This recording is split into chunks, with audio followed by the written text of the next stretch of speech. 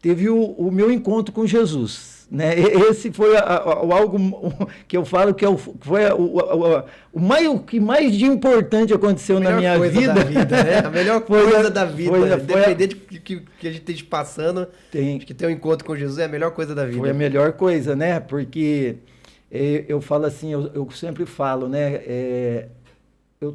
Eu buscava Jesus, eu buscava Deus, né? Eu tinha o temor de Deus, mas eu não conhecia Deus, né?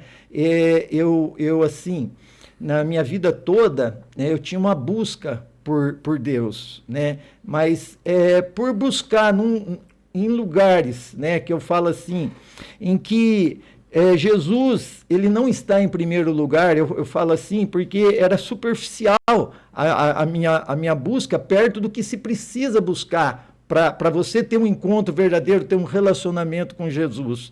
Então, isso aí aconteceu numa manhã, 6:30 da manhã, a minha conversão acontece numa manhã, isso vai fazer uns 10 anos já, e eu estava chegando para uma missa, que eu ia na missa todo dia,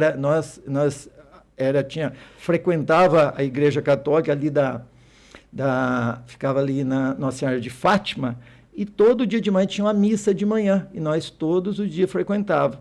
E eu chegando, né, com a motinha que eu tinha, passa uma pessoa, e ela vendo eu chegar ali, ela chega e, o que você está buscando, né, aí, né, nesse lugar, né? Falou, estou buscando sabedoria, né, para mim ganhar minha vida, né, prosperar, né, porque antes do encontro com Jesus, as minhas prioridades eram coisas materiais, né, era vencer na vida, crescer, ter dinheiro, ter poder, ter todas essas coisas, né, que são coisas que quando a gente não tem Cristo, acho que essas coisas são muito importantes na nossa vida. Tem tudo isso, mas um vazio tão grande, porque você está buscando nada, né, como Salomão fala, correndo atrás do vento, né, porque em primeiro lugar está o reino, né, primeiro está Jesus, depois as outras coisas, e eu troquei, né, eu ponhava as coisas materiais em primeiro lugar, à frente da minha família, à frente de Deus e à frente da família, né? Isso aí, por quantos anos eu fiz isso? E continuava fazendo. E por quê? As coisas do mundo, ela quer nos tragar. Ela quer tirar todo o nosso tempo, tudo aquilo que nós podíamos dar para Deus, né? Que eu falo assim, que eu não dei para Deus, né? Que eu só corri atrás de coisas materiais, coisas que são boas, mas não são as mais importantes da nossa vida, né? Então, por isso que eu falo para você que aquele dia foi o dia mais importante, o dia que eu sou grato a essa pessoa, né? Essa pessoa que, aquele dia, né, Deus usou ele foi, né, uma pessoa usada por Deus mesmo, né, para me convidar a ir ler a Bíblia na casa dele. Num domingo, ele falou, você vai na minha casa, né? E eu todo, né, achando que eu conhecia a palavra de Deus. Tinha a Bíblia dentro da minha casa, mas, né, era ali aberta no Salmo 91, no Salmo 23, estava ali... Chega, né, a ficar amarelo, né? Fica aberto, né? Tinha pegado a Bíblia para ler, para você ter uma ideia, né? Eu tercializava a minha fé, eu só ouvia, né?